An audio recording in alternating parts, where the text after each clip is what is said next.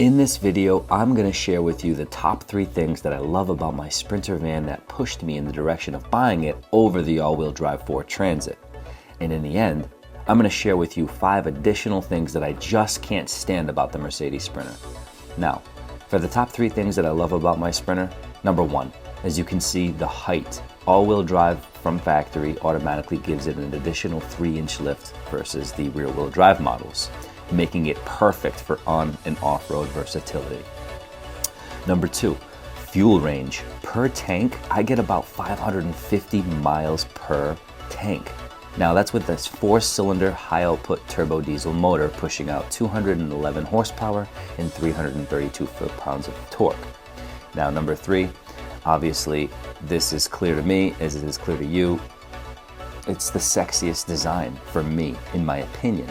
And if you're anything like me, you love the interior and exterior of this van. They built it tough like a semi-truck and to be able to drive like a luxurious Mercedes sedan. For example, its parking package with 360-degree camera alongside the electronic steering makes parallel parking and backing into tight spaces an absolute breeze.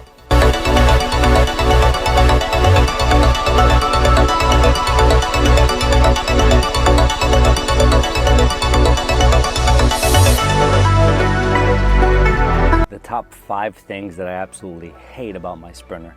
Number 1, the build quality being so piss poor in today's day and age. They just do not build vehicles like they used to. For example, the labeling on the back of the van where it says Mercedes Sprinter all-wheel drive 2500. Yeah, well, one of the zeros from the 2500 fell off during washing it. Literally just bloop. I still have it. I'm gonna reglue all of the emblems back on because I just can't trust the fact that they actually took the time and did it. After all, this was made in Alabama, United States, and not Germany. Not to say Germany would be 100% perfect, and I think it would be a lot better than United States. The middle access compartment door on the dashboard releases every now and then when you hit a really good sized speed bump or a really good sized pothole. The passenger side access panel right underneath the passenger seat literally doesn't close. It just does not close. You have to, it eventually comes loose. And the passenger side sliding door consistently rattles every single bump you hit.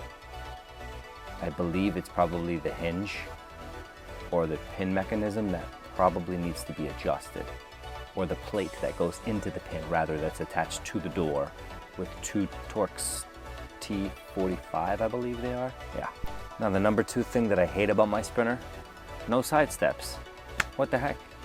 You pay $82,000 for a vehicle that's meant to go on and off-road, but no side steps.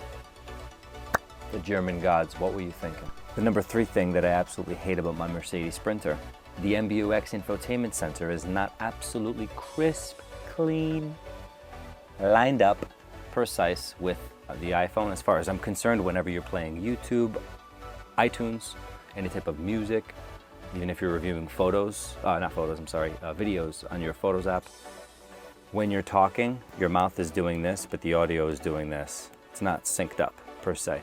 And in my previous Mercedes, which was the W204 chassis, 2012 C300, the best, hands down, Bluetooth system on the automobile market, period, in my opinion. I haven't been in every single car, so shut up. Regardless, out of all the cars that I've driven, Mercedes, C300, and the E-Class as well, and S-Class, as long as it's within that W204 range. The number 4 thing that I absolutely hate about my Mercedes Sprinter. The GPS is quite finicky when speaking with the voice command, and that's with the MBUX infotainment system. When you're saying, hey Mercedes, can you take me to the Home Depot in Boston, Massachusetts, it'll say right away. However, me being Portuguese, I didn't know that was the proper terminology or proper way to ask for directions from Mercedes. So for the longest time I said, hey Mercedes, can you take me to the Home Depot at Boston? Hey Mercedes, can you take me to the Home Depot at Boston, Massachusetts? Hey, so you have to actually say it in a specific way for her to understand the algorithm of what you're trying to ask her. She's quite intelligent most of the time. Now the number 5 thing that I absolutely hate about my Sprinter is not having the auto start from Mercedes Me. Mercedes Me is such an incredible app. I get to be able to review pretty much all the information that I need to about the van, mileage, when's the next oil change, fuel level, tire pressure level, etc. And the only downfall to that is their excuse is the emissions on the diesel engines. They do not want the diesel engines on auto start because of emissions. When, what the hell is the DEF for? Bunch of momos. Is it recording? Great, thank you. Guys, we've made history here. Stockton Rush here, CEO of OceanGate. We are inside the Titan submersible, as we can see here. The carbon fiber caucus is surrounding me right now. And we've got some sound deadening material to thicken the walls, so that way when we do go 13,000 feet below sea level, it's going to go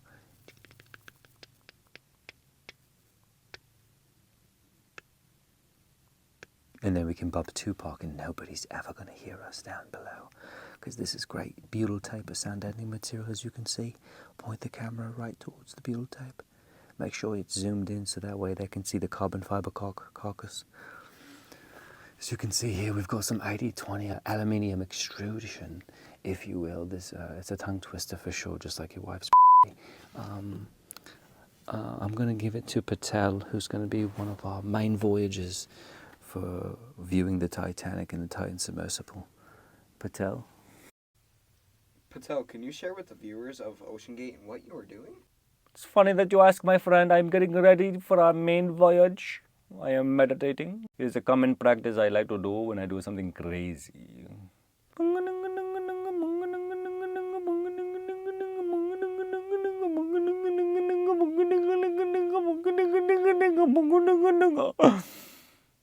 It's very good, my friend. I'm feeling one with the universe, one with Allah, and one with Hindu, one with Buddha. I am ready to prepare for the 12,000 feet below sea level with my son. We're going to smoke more marijuana. My doctor has passed me for the physical with my medical marijuana. I will get high under the sea.